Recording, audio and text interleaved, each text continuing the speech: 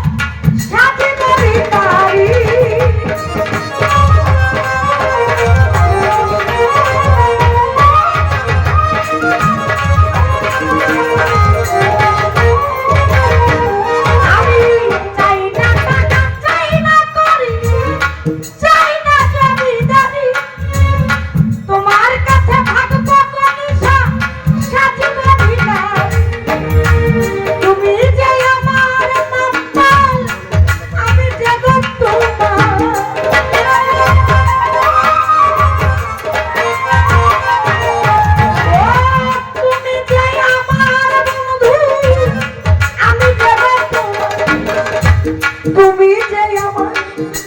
জীবনের সাধন আমি যে তোমার পাগল আমায় চিনো না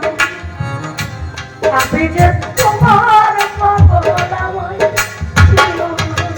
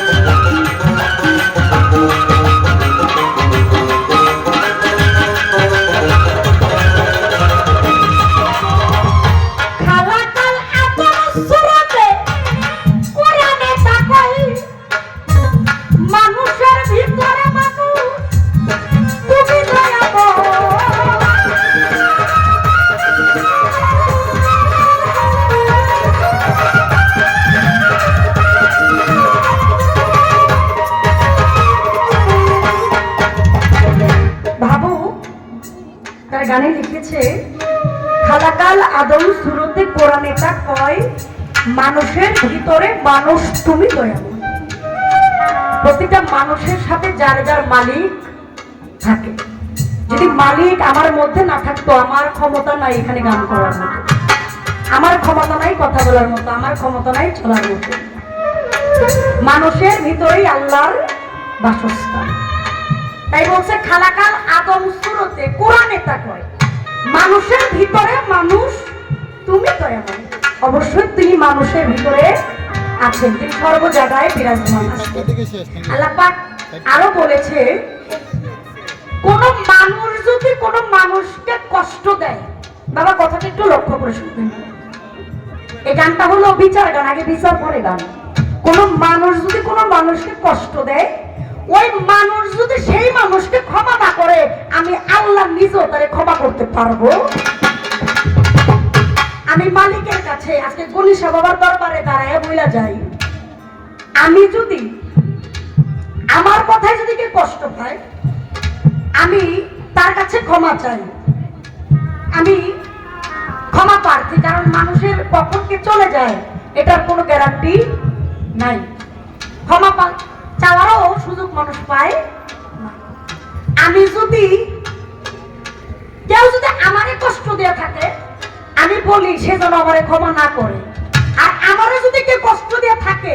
সে যেন আমারে ক্ষমা না করে। কিন্তু কেউ আমি যদি কাউকে কষ্ট দিয়ে থাকে, আমি তার কাছে মাপ চাই। কারণ একটা মানুষ আর একটা মানুষকে কষ্ট দিলে আল্লাহ নিজেও তারে ক্ষমা করবে না, যতক্ষণ পর্যন্ত ওই মানুষ তারে ক্ষমা না করবে। কার জীবনে কে কারে কষ্ট দিছে ভাইবা চিন্তা দেখলে হিসাবের কোনো শেষ। তাই বলছে আগাকাল আসমান ঘুরাতে কোরআনে তা কই